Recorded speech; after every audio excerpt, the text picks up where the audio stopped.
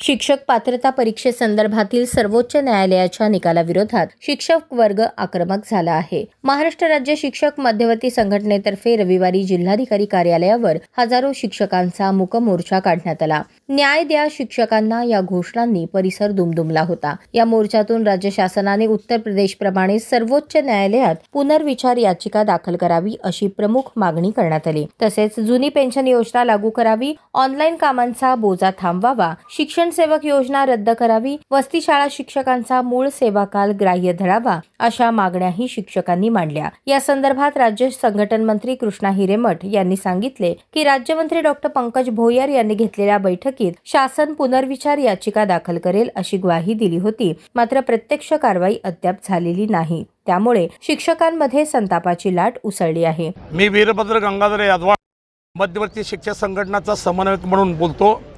आज सोलापूर जिल्ह्यातून आज जवळपास 5000हून जास्त शिक्षक बांधव 1 सप्टेंबर 2025च्या दिवशी सर्वोच्च न्यायालयाने TET हे बंधनकारक केल्यामुळं पहिली ते 8वी वर्ग शिक्षक शिकवणाऱ्या शिक्षकांच्या नोकरीवरती गदा आणण्याचा हा प्रसंग आज राज्यात नव्हे तर देशात येऊ पाहतोय।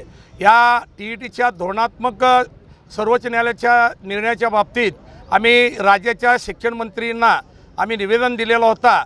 4 ऑक्टोबरला आमची मध्यवर्ती संघटनेच्या माध्यमातून महामोर्चा होता। त्या दिवशी शिक्षण मंत्री आम्हाला शब्द दिलेला होता, ज्याप्रमाणे उत्तर प्रदेश इतर राज्यांनी TETच्या बाबतीत पुनर्याचिका दाखल केलेल्या त्यानुसार राज्यामध्ये सुद्धा करणं अपेक्षित होता। दिलेला शब्द न पाळल्यामुळं आणि आम्ही आजच्या दिवशी 9 नोव्हेंबरच्या दिवशी आज सर्व आमच्या जिल्ह्यातल्या खाजगी आणि जिल्हा परिषदच्या जवळपास 6000हून जास्त शिक्षक मूक मोर्चाच्या माध्यमातून TETच्या मागणी मान्य होईपर्यंत आम्ही हा निर्णय माघारी घेणार नाही आहे। येत्या 24 तारखेला जिल्ह्यातल्या नव्हे तर राज्यातल्या सर्व शाळा बंद करण्याचा सुद्धा आम्ही सर्व संघटनेने हा निर्णय घेतलेला आहे।